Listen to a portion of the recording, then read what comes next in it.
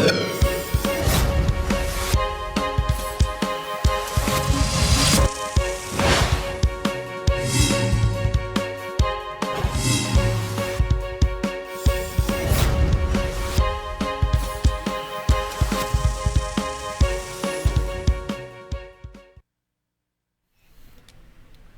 जन उत्तराखंड बुलेटिन में आप सभी का स्वागत है और आपके साथ मैं जुड़ी हूं लीजा। खबरों पर बात करेंगे, लेकिन उससे पहले एक नजर हेडलाइंस पर।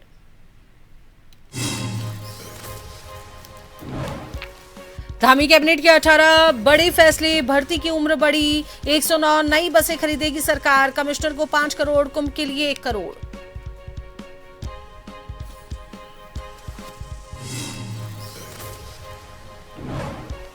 पूर्व सीएम हरीश रावत का बड़ा दावा, कहा भाजपा के कई बड़े चेहरे कांग्रेस के संपर्क में, राज्य में दिखाई दे रही परिवर्तन की लहर।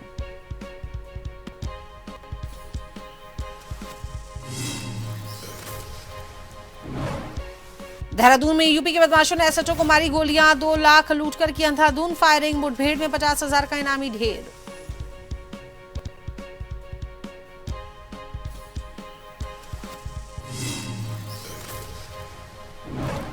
चारधाम यात्रा में अब तक 4.63 लाख श्रद्धालु पहुंचे, केदारनाथ में कैलाश खेर ने गाया श्रीमन नारायण, सोनप्रयाग में बायोमेट्रिक पंजीकरण, कैलाश मानसरोवर के लिए आज से रजिस्ट्रेशन।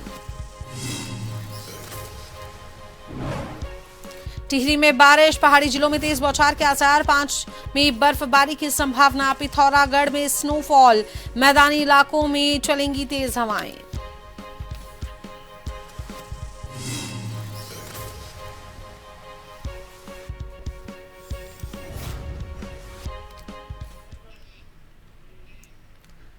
पश्चिम बंगाल के चुनावी माहौल को लेकर उत्तराखंड के मुख्यमंत्री ने राजनीतिक बयान दिया है। उनका कहना है कि राज्य में मौजूदा सरकार के खिलाफ जन आक्रोश साफ दिखाई दे रहा है और लोगों में बदलाव की लहर बनी हुई है। एग्जिट पोल के रुझानों को भी इसी दिशा में इशारा बताया जा रहा है, जिससे आगामी नतीजों को लेकर सियासी हलचल तेज हो गई है। मुख्यमंत्री पुष्कर सिंह धामी ने विश्वास जताया कि वास्तविक मतगणना के बाद पश्चिम बंगाल में डबल इंजन सरकार बनेगी।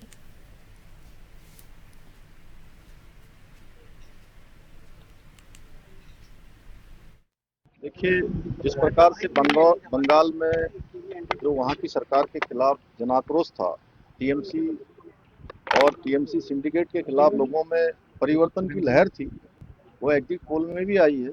और एग्जिट पोल के बाद जब रियल गणना होगी, उस दिन भी डबल इंजन की वहाँ सरकार बनेगी। और पूरे देश के अंदर मैं पहले ही कह रहा था कि जहाँ भी चुनाव हो रहे हैं, हर राज्य में लोग डबल इंजन की सरकारों को प्राथमिकता दे रहे हैं। आदरणीय प्रधानमंत्री मोदी जी के नेतृत्व में बंगाल में भी डबल इंजन की सरकार बनेगी। और लंबे समय से जो वहाँ का विकास रुका हुआ है, वहाँ की कानून व्यवस्था खराब हो गई है, वहाँ के नौजवान युवाओं को रोजगार नहीं मिल रहा है, अनेक विकास के कार्य वहाँ रुके पड़े हैं। गरीब कल्याण की योजनाएं जो भारत सरकार की पूरे देश में चल रही हैं, चाहे वो आयुष्मान भारत योजना हो, किसान सम्मान निधि योजना हो, वो सभी योजनाएं बंगाल के लोगों को भी मिलेंगी और बंगाल भी तेज गति से आगे बढ़ेगा।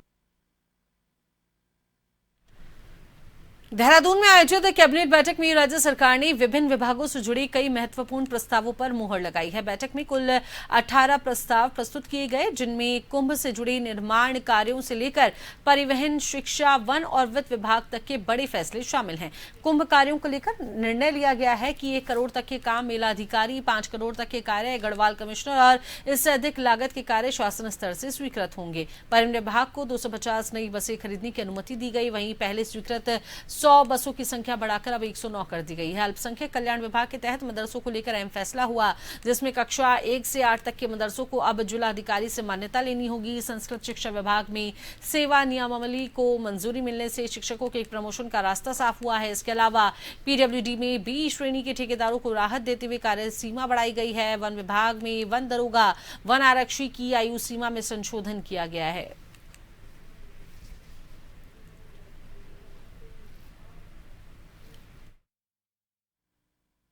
कि जहां पे 1 वर्ष के भीतर प्रतीक्षा सूची प्राप्त हुई, परंतु विभागीय प्रक्रिया में समय लगने के कारण प्रतीक्षा सूची का उपयोग न हो सका।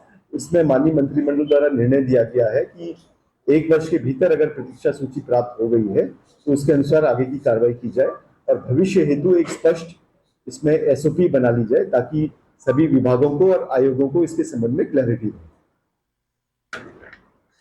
अगला मत था ये शिक्षा विभाग का मत था। इसमें माननीय सर्वोच्च न्यायालय नई दिल्ली में योजित एक रिट याचिका रजनीश कुमार पांडे व अन्य बनाम भारत सरकार में निर्णय पारित हुआ था 28/10/2021 में, जिसके क्रम में शिक्षा मंत्रालय द्वारा भारत सरकार के शिक्षा मंत्रालय द्वारा 2022 में माध्यमिक स्तर हेतु विशेष शिक्षा शिक्षकों की शैक्षिक अर्हताएं तय की गई थी।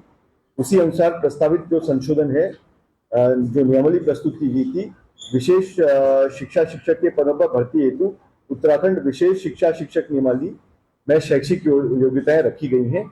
उस नियमावली को आज माननीय मंत्रिमंडल द्वारा अनुमति।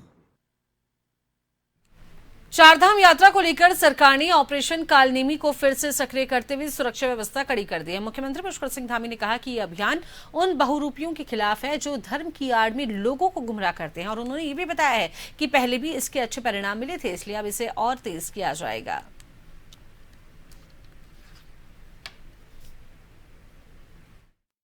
देखिए, ऐसे ठग, ऐसे बहरूपीय और छद्म वेशधारी, उनके खिलाफ जो धर्म को बदनाम करते थे, धर्म की आड़ में बाधा बनते थे, उसको चलाया गया था। उसके बहुत संतोषजनक परिणाम पहले आए थे, उसको फिर से शुरू किया गया है। चारधाम यात्रा चल रही है, इसके बाद कांवड़ यात्रा चल रही है। आने वाले समय में हमारे भी राज्य में कुंभ का भी आयोजन होना है, तो इसलिए कालनेमी को भी जोर शोर से चलाया जाएगा।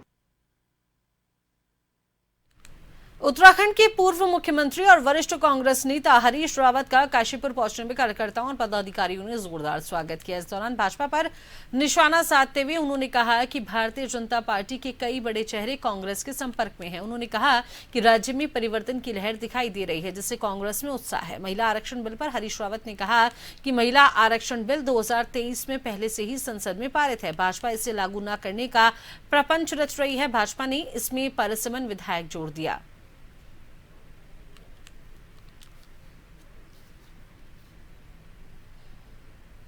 भाजपा के अंदर गंभीर मतभेद है, गंभीर झगड़े हैं। एक दो को तो इन्होंने मंत्रिमंडल में ले लिया जो ऐसा झगड़ा पैदा कर रहे थे, लेकिन कुछ लोग बाहर रह गए हैं। वो लोग जो है बड़े गुस्से में हैं और अपने वरिष्ठ लोगों का भाजपा सम्मान नहीं कर रही है। ये दुर्भाग्य की बात है। अब मैं ये नहीं जानता, क्योंकि ये काम अध्यक्ष जी और हमारे जो कैंपेन कमेटी के चेयरमैन हैं, ये उनके दायित्व क्षेत्र में है, मैं नहीं जानता। लेकिन इतनी भनक मुझको भी है कि कई नेतागण भाजपा छोड़ करके, जिनमें मंत्री भी हैं, वो भी जो है इधर आना चाहते हैं, बल्कि उनसे एक आध दो जो है उजाड़ू बल्द भी है। तो भाजपा का अपना प्रपंच है, वो गलत कह रहे हैं। महिला आरक्षण विधेयक पारित है संसद द्वारा सर्वसम्मति से, 2000 में पारित है, 2023 में। ये उसको लागू नहीं करना चाहते, इन्होंने उसको टांग दिया 2033 तक के लिए। हमने गुल्ला मचाया तो एक प्रपंच लेकर के आए, इन्होंने उस विधेयक के इम्प्लीमेंटेशन के विधेयक के साथ जो है परिसीमन जोड़ दिया। तो वहीं बात करेंगे अब अगली खबर को लेकर। तो लगातार उत्तराखंड में प्राकृतिक संसाधनों के बेहतर उपयोग और ग्रामीण अर्थव्यवस्था को मजबूत करने की दिशा में सरकार मधुमक्खी पालन को बढ़ावा देने की योजना पर काम कर रही है। राज्य का बड़ा भूभाग वन क्षेत्रों से आच्छादित होने के कारण इस क्षेत्र में अपार संभावनाएं देखी जा रही हैं। खासतौर पर ऑर्गेनिक और औषधीय गुणों से भरपूर शहद के उत्पादन को बढ़ाकर स्थानीय लोगों की आय में इजाफा किया जा सकता है। मुख्यमंत्री पुष्कर सिंह धामी ने कहा कि राज्य में करीब 70% भूभाग वन क्षेत्रों से घिरा हुआ है, जो मधुमक्खी पालन के लिए अनुकूल है। उन्होंने बताया कि कैबिनेट में इस दिशा में समन्वय बनाकर काम करने का निर्णय लिया गया है।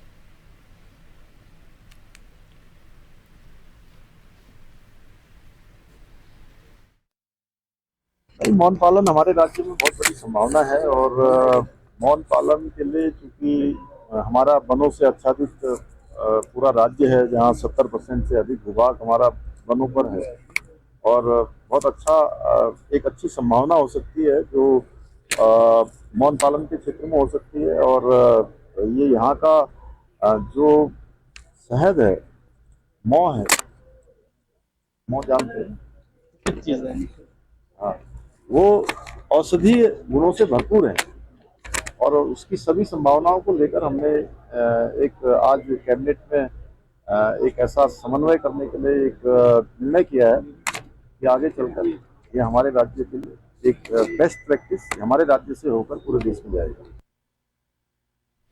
कुमाऊं विश्वविद्यालय के डीएसबी परिसर में कार्यरत संविदा शिक्षक की याचिका पर सुनवाई के बाद उत्तराखंड उच्च न्यायालय ने आदेश दिया है कि जब तक याचिकाकर्ता के नियमितीकरण की मांग वाली अर्जी पर विश्वविद्यालय कोई निर्णय नहीं ले लेता तब तक उसे पद से नहीं हटाया जाएगा। न्यायमूर्ति मनोज कुमार तिवारी और न्यायमूर्ति सिद्धार्थ साहा की खंडपीठ के समक्ष मामले की सुनवाई हुई है। डॉक्टर दीपाली जोशी ने हाईकोर्ट में याचिका दायर कर कहा था कि वे वर्ष 2015 से विश्वविद्यालय में शिक्षण कार्य कर रही है। 13 अप्रैल 2024 को जारी नई भर्ती विज्ञापन को चुनौती दी थी और याचिका में कहा गया है कि वे 10 वर्ष से अधिक की निरंतर सेवा के आधार पर राज्य सरकार के नियमितीकरण नियमों के तहत स्थायी होने की हकदार हैं।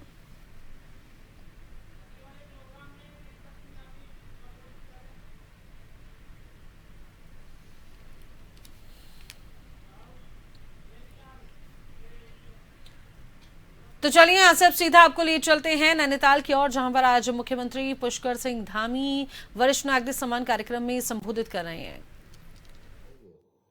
श्री नवीन वर्मा जी वरिष्ठ नागरिक कल्याण समिति की उपाध्यक्ष श्रीमती शांति मेहरा जी,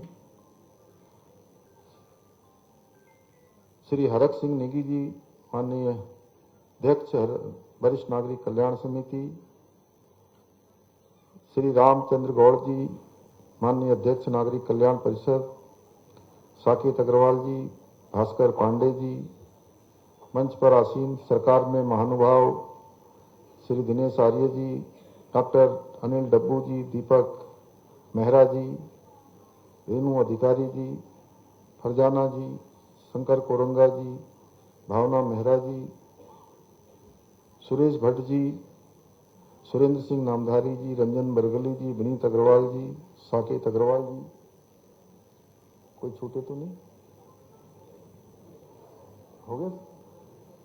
सभी मंचासीन हमारे सभी महानुभाव और आज जिनके दर्शन करके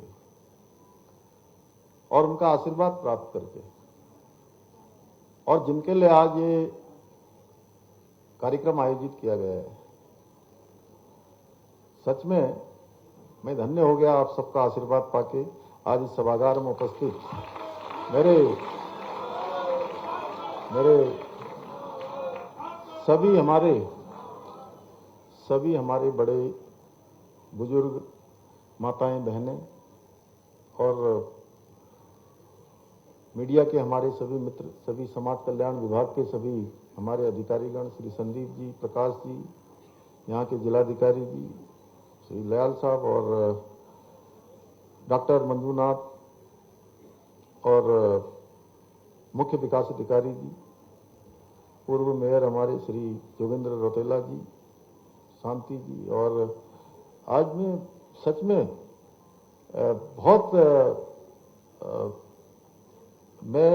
बहुत ही मुझे अच्छा लग रहा है कि मैं देख रहा हूं कि आज लंबे समय बाद किसी कार्यक्रम में मुझे भैरव दत्त पांडे जी और हमारे जो है रतनलाल गुप्ता जी भी दिखाई दे रहे हैं। पांडे जी उधर बैठे हैं, हमारे गंगा सभा के गंगा पुत्र वहां से आए हैं हरिद्वार से, श्री उज्जवल पंडित जी, और सभागार में पूज्य माता जी नवीन वर्मा जी की पूज्य माता जी, उन्होंने मुझे बताया कि माता जी बैठी हैं और क्या हमारा अहोभाग्य है कि 100 बरस हैं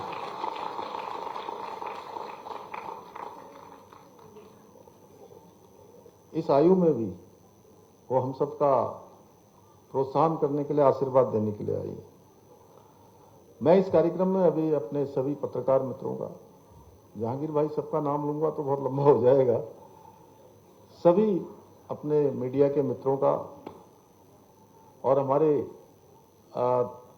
एनसीसी के हमारी बेटियां, अन्य हमारे सभी छात्र छात्राएं, मैं आप सभी का आज के इस वरिष्ठ नागरिक जनों के इस अभिनंदन समारोह में मैं आप सबका स्वागत करता हूं, आप सबका अभिनंदन करता हूं।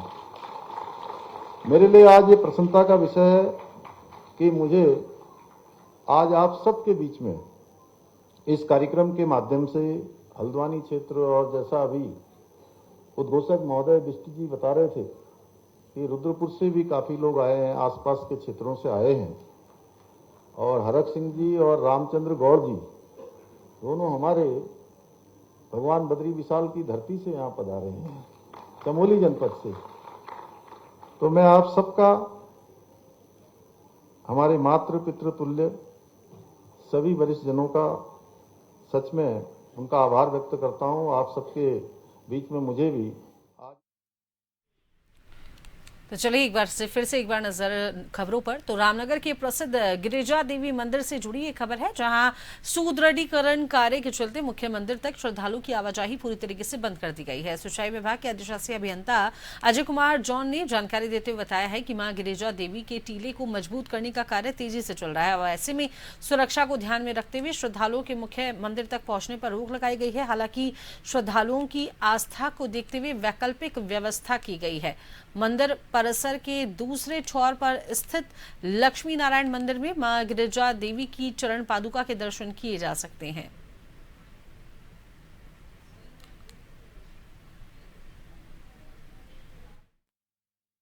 अभी मानसून आने वाला है। 15 अक्टूबर हमारा जो मानसून सत्र है 15 जून से 15 अक्टूबर तक रहता है, तो 15 जून तक हमारे पास में अभी समय है।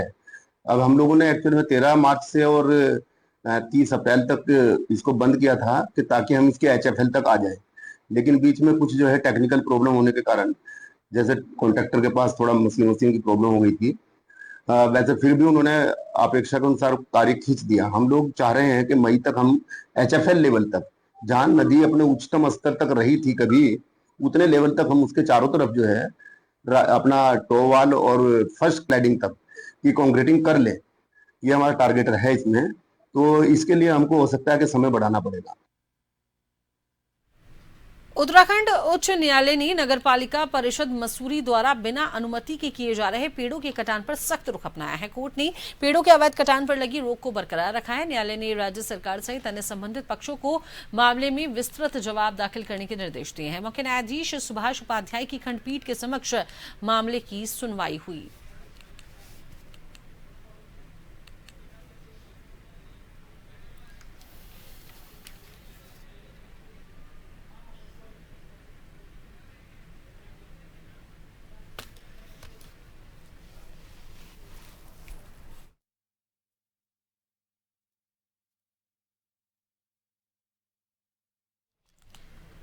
देहरादून के प्रेमनगर में देर रात लूट और गोलीबारी की घटना से हड़कंप मच गया। बदमाशों ने एक व्यक्ति को गोली मारकर नकदी सामान लूट लिया, लेकिन पुलिस की जवाबी कार्रवाई में एक बदमाश मारा गया है, जबकि अन्य फरार हो गए। घायलों को अस्पताल में भर्ती कराया गया और फरार आरोपियों की तलाश जारी है। इस पर मुख्यमंत्री पुष्कर सिंह धामी ने कहा कि ऑपरेशन प्रहार के तहत अपराधियों पर सख्त कार्रवाई हो रही है और इसका असर दिख रहा है। उन्होंने दोहराया कि राज्य को अपराध मुक्त बनाना सरकार का संकल्प है और जनता में भय नहीं रहने दिया जाएगा।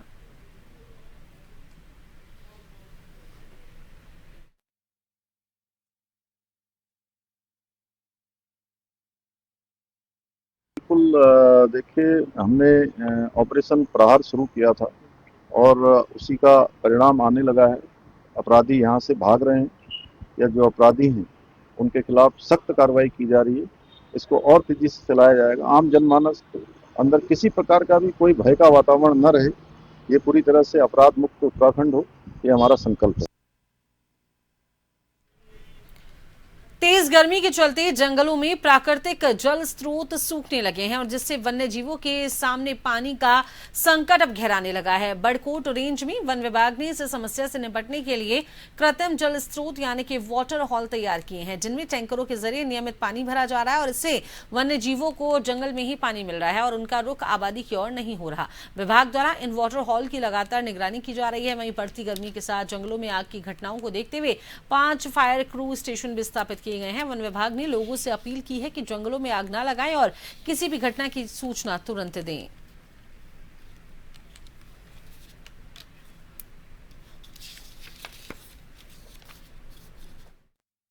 वर्षों से जो हमारे यहाँ कच्चे वाटर होल जो है हर बीट में या क्षेत्र में कंपार्टमेंट में खुदे हैं तो पानी के कोई हमारे पे वैसा सोर्सेस तो है नहीं, तो हम लोग जानवरों के पीने के लिए यहीं पर स्थानीय लोगों से, जनप्रतिनिधियों से, कुछ एनजीओ के माध्यम से हम आजकल जो है इनमें टैंकरों से पानी डलवा रहे हैं, जिससे कि जानवर प्यासे ना रहे। तो अभी भी हमारा प्रयास जारी है कि जब तक गर्मी है और ऊपर यह है कि बारिश की उम्मीद भी कर रहे हैं हम लोग कि बारिश अगर हो जाती तो थोड़ा यहाँ राहत मिल जाती, विभाग को भी राहत मिल जाती।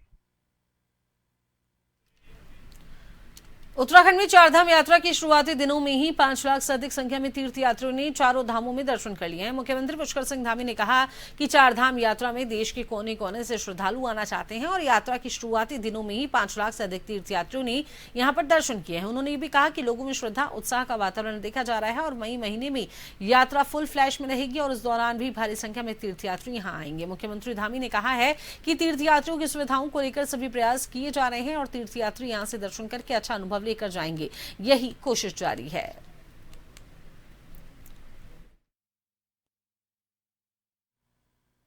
अच्छी चारधाम यात्रा चल रही है और लगभग एक सप्ताह में 5 लाख से भी अधिक लोगों ने चार धामों के अभी तक दर्शन कर लिए हैं।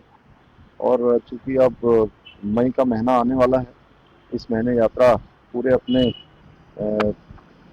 फुल स्विंग में होगी, तो हमारा सभी प्रयास है कि सभी यात्री यहाँ से एक अच्छा अनुभव लेकर। कैलाश मानसरोवर यात्रा के लिए आज से रजिस्ट्रेशन शुरू हो जाएंगे और इसी को लेकर उत्तराखंड के पिथौरागढ़ में तैयारियां तेजी से जारी हैं। इस बार भी यात्रा उत्तराखंड के लिपुलेख और सिक्किम के नाथुला दर्रे से संचालित होंगी। दोनों दरों से 10-10 दलों में 500 शिव भक्त कैलाश मानसरोवर यात्रा पर जाएंगे। कुमाऊं के पिथौरागढ़ स्थित लिपुलेख दर्रे से यात्रा संचालन को लेकर जिला प्रशासन ने तैयारियां शुरू कर दी हैं। दिल्ली में 27 अप्रैल को विदेश मंत्रालय के MVN और ITBP के साथ हुई बैठक में इस पर सहमति बनी। बैठक में पिथौरागढ़ जिले से धारचूला के SDM भी शामिल हुए थे।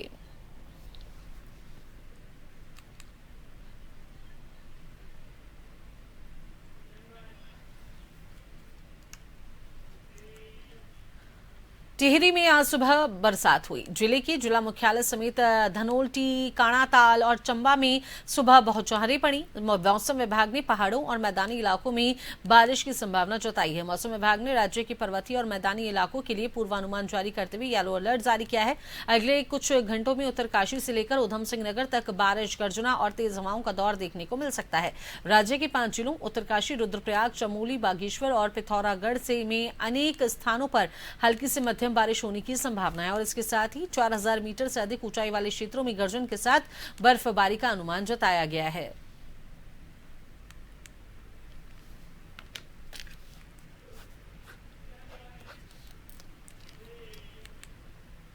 रुड़की में हाईकोर्ट के आदेश के बाद मंगलौर के GT रोड से सटे तालाब की नपाई की प्रक्रिया के चलते तहसील और चकबंदी सहित भारी पुलिस फोर्स सुबह से शाम तक डटी रही। प्रशासनिक अधिकारियों की मौजूदगी में चकबंदी कर्मचारियों ने तालाब की नपाई की। चकबंदी CO अनिल सुनील के मुताबिक अभी तालाब की नपाई जारी है। नपाई पूरी होने के बाद ही कोई निर्णय लिया जाएगा।